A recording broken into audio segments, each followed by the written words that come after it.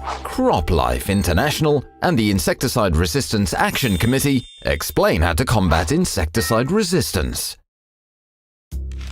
This farmer is called James.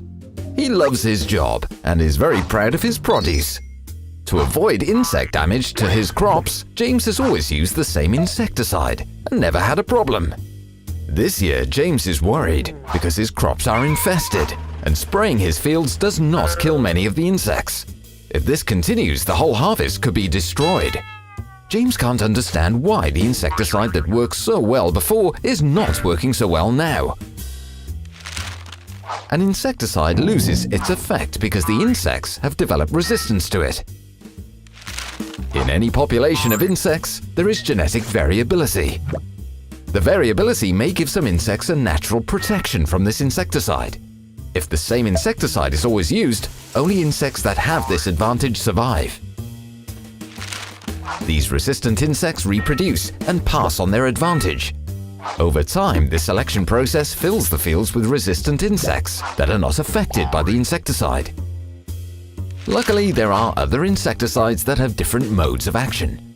This means they attack the insects in different ways.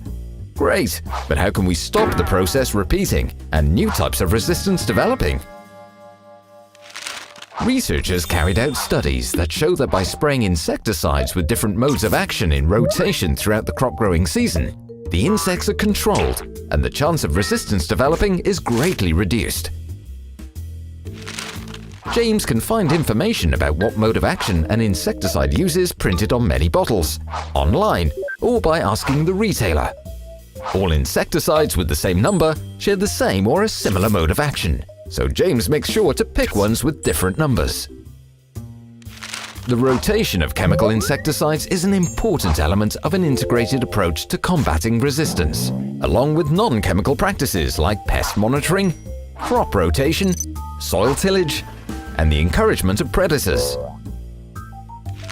James is delighted. By rotating insecticides with different modes of action and by implementing integrated pest management practices, he has solved his insect problem in a sustainable way. This saves him money by increasing his yield and improving the quality of his produce. James also finds he does not need to apply insecticide as regularly and has more free time with his family. Farmers like James are not alone in the fight against insecticide resistance.